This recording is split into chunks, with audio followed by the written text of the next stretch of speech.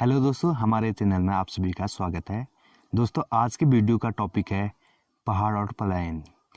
पहाड़ और पलायन केवल भारी शब्द नहीं है, समस्या भी विकट है। नित दिन पहाड़ से न जाने कितने लोग अपने पुश्तैनी घरों को त्याग कर शहर के बंद कमरों में जाकर बस जाते हैं। दिन प्रतिदिन न जाने कितने पहाड़ी गांव खाली होते जा रहे हैं। पलायन जितनी गंभीर समस्या है, इसका समाधान भी उतना ही कठिन है। राज्य में पलायन आयोग तो है, लेकिन देहरादून के इर्द गिर्द ही शायद पलायन रोकने में कामयाब हो रही है, ऐसा लगता है। दोस्तों, आपको बता दें पलायन क्यों हो रहा है। पलायन की लगभग 3 समस्याएं प्रमुख हैं। तो उन समस्याओं से पहला है शिक्षा, सेकंड है रोजगार और थर्ड है अव्यवस्थाएं। अब हम शिक्षा की बात करते हैं। शिक्षा की बात करें तो लगभग मेरे गांव की बात करो तो 80% बच्चे शिक्षा के लिए बाहर पलायन कर चुके हैं। क्योंकि दोस्तों, गांव में शिक्षा तो है, लेकिन शिक्षा की वो गुणवत्ता नहीं है जो शहरों में मिल पाती है। तो इसलिए शिक्षा के लिए, एक क्वालिटी एजुकेशन के लिए गांव से लोग पलायन कर रहे हैं।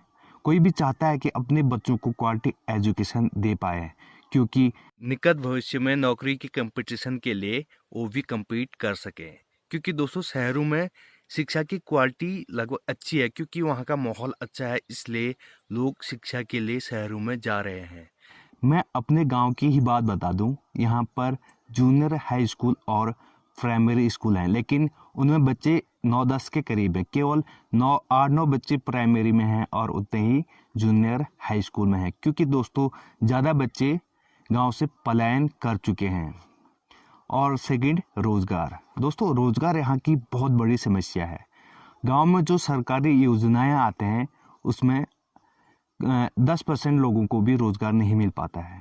तो इसलिए रोजगार के लिए लोग बाहर जाते हैं। यहाँ पे ज़्यादा उद्योग भी नहीं है, क्योंकि दोस्तों पहाड़ों में उद्योग होना बहुत ही टफ है।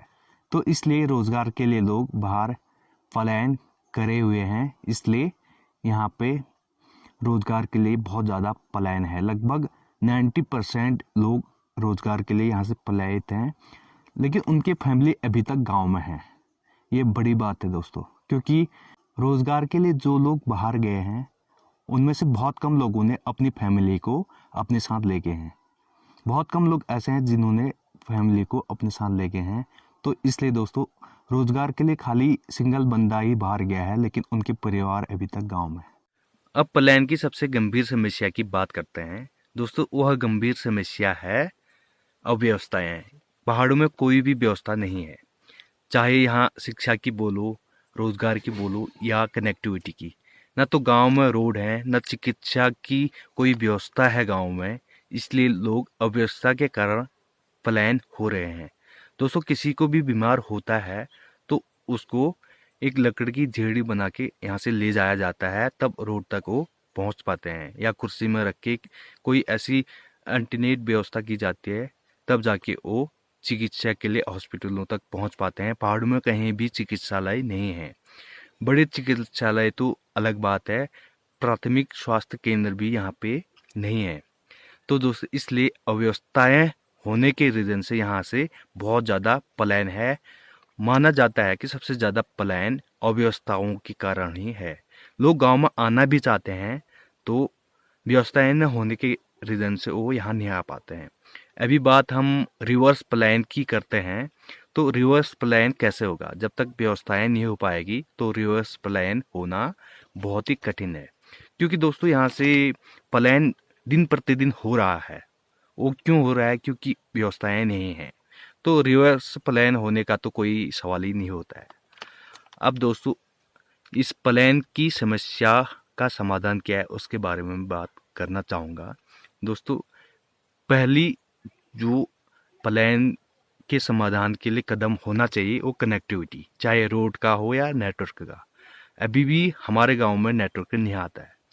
बड़े मुश्किल से BSNL का 2G नेटवर्क यहाँ पे है। वो भी लगभग 50-60 बार आप कॉल लगाओगे तब जाके एक बार कॉल होती है।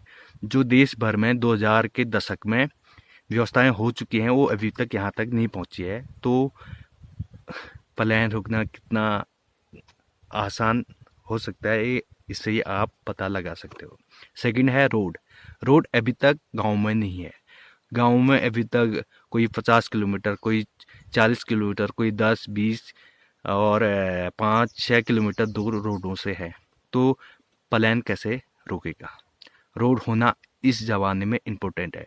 अगर कोई किसान अपनी खेती भी उगाता है तो उसको रोड तक वो सामान पहुंचाने में बहुत ज़्यादा खर्चा आ जाता है, इसलिए वो कोई खेती बाड़ी या इस टाइप का कुछ करता नहीं है। तो दोस्तों, समाधान की बात मैं आपसे कर रहा हूँ, और समाधान के दो ही रीजन है, एक कनेक्टिविटी, दूसरा चिकित्सा। कनेक्टिविटी हो जाए और चिकित्सा हो जाए तो पलायन रोकने में संभव हो सकते हैं। और तीसरी बात एक और है, वो है शिक्षा, क्वालिटी एजुकेशन।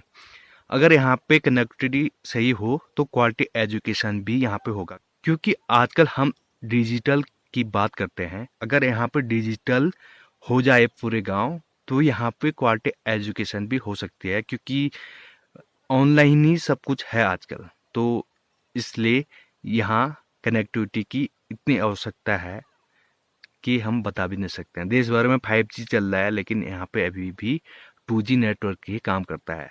नेट चलाने के लिए तो हमें किलोमीटर दूर जाना पड़ता है, तब जाके कहीं 4G या 3G नेटवर्क हमें मिल पाता है। तो दोस्तों, ये समस्याएं हैं और इस तरीके से इसका समाधान हो सकता है।